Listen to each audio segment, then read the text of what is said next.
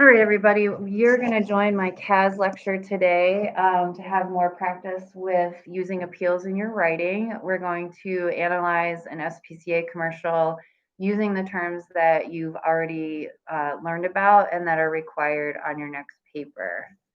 So let me just make sure you can see the screen here. Trevor, would you mind just closing the door for me? Thank you.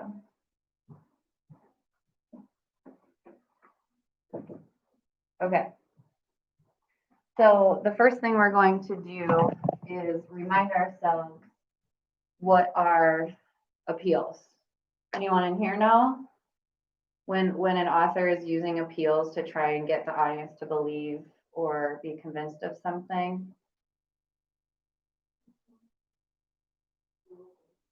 Yeah, it's all this stuff, right? But in general, it's just like the ability of the speaker or the author to get the audience on board with the message, right? So let's just briefly go over the terms for today. The types of appeals we're going to use in this class. Logos is the first one, and that's when you're using logic, facts, and statistics. Also common sense to convince the audience of something. So I'm sure you've heard someone say, it's just common sense, right? Like that's using logos when you're trying to prove that a certain idea is common sense. Whether or not it is, that's up for debate, right? We'll do the example in a second. The next appeal is ethos, which is using credibility, authority, and moral character. Authority and moral character have to go together. And if you think about, well, let's think about President Clinton, right? What happened to his credibility? I know you probably weren't alive, but President Clinton had a sexual affair in the Oval Office with a political intern, okay, was impeached for that, okay. So he's the president, he was the president of the United States, but when something happens with moral character, that authority can go up if it's a good thing, go down if it's a bad thing. For example, if you guys found out that I faked my transcript and I don't actually have a master's, hopefully you would be a little disappointed with that and you probably wouldn't believe what I'm saying. So when we're talking about moral character, we're talking about that as a component of being credible and having authority. Pathos is the next one. That's where we're using emotional connection to convince the audience. So trying to make the audience angry, trying to make the audience feel motivated, maybe make the audience cry, feel sad, feel happy, any sort of technique you use to get the audience to feel something, that's using pathos. And then needs and values are often kind of put under pathos because it is like an emotional connection, but I like to separate them. The needs is where you're using basic human needs to convince the audience. So that might be an appeal to food, water, shelter, or clothing, but it's also arguing that something like happiness is a basic human need.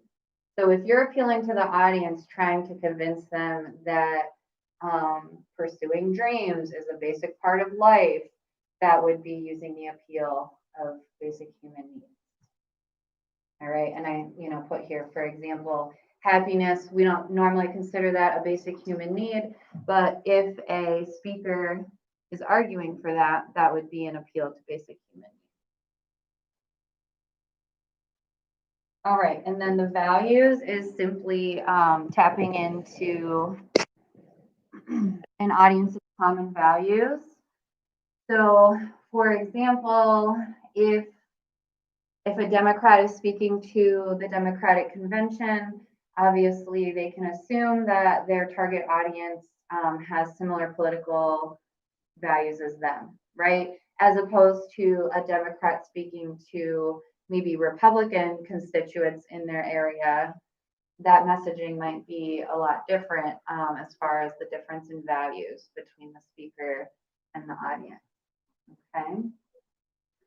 And then the last one I want to talk about is kairos, another term that goes along with the logos.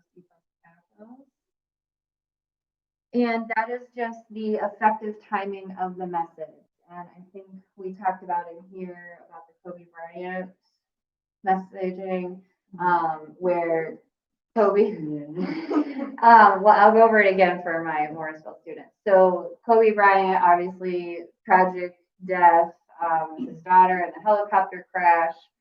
And right after that, actually, I'll pull it up.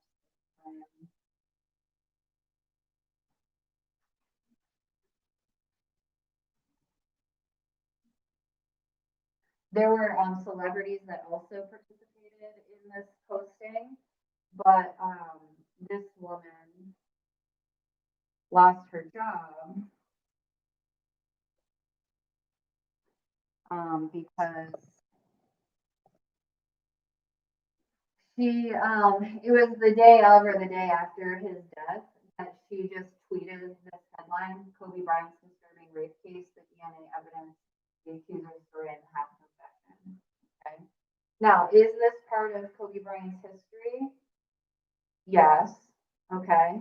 But what's inappropriate about the kairos of doing something like this? Yeah, he had just tragically passed away with other innocent people, his own daughter. I mean, really inappropriate timing. Now, on the other side of that, why do you think someone was motivated to do something like this? To post something about the rape allegation? Because everybody was probably speaking super highly of him after he died. Yeah, I mean, a hero has died. That narrative of Kobe Bryant being a hero was definitely became huge, right? And I think it will probably maintain its celebrity and its narrative, but that doesn't mean that this isn't true anymore. So when we talk about kairos, inappropriate timing versus really appropriate timing, has to do with the effectiveness of messaging, right? She wanted to make what statement by posting?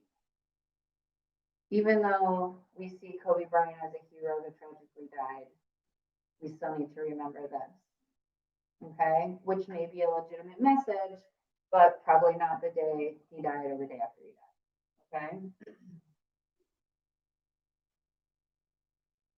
All right, so now I'm going to break all of your hearts by watching a little clip from an SPCA commercial, and I think we've talked about this before, but we're actually going to go through it because it's super easy to relate to and apply these terms, okay?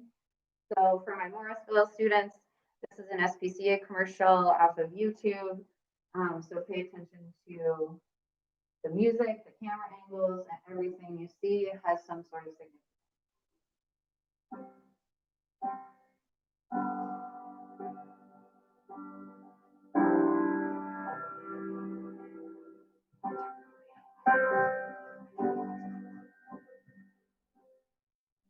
I will be the answer at the end of the line. I will be there for you. What I did in the burning uncertainty, I will be your son. I will hold the balance if you can't down. Hi, I'm Sarah McLaughlin. Please say you'll be the answer for an innocent animal who's suffering right now. An animal who needs your help. Please, call the number on your screen or go online and find the BCA. Okay, so what did we listen to? 1 minute and 7 seconds. We're going to quickly go through an analysis of this, which would give you enough information for a whole paper. Analyzing just that 1 minute.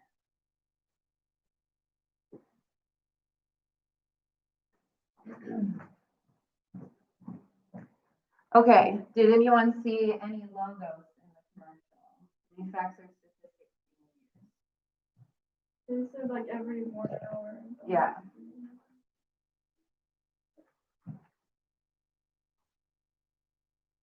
Okay. You guys know how to make this view one page at a time? Hmm. Slide, slide. I know. Let me do a bigger zoom. Maybe that'll. Okay, good. Okay, so at the beginning of the commercial, it states every hour an animal is abused. Why do you think there's no citation for that information?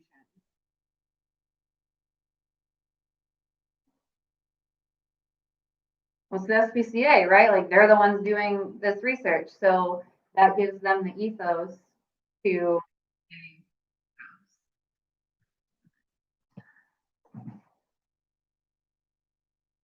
All right, so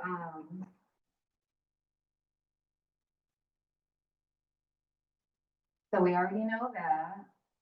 What else would we say for how ethos is used in this commercial besides the SPCA itself?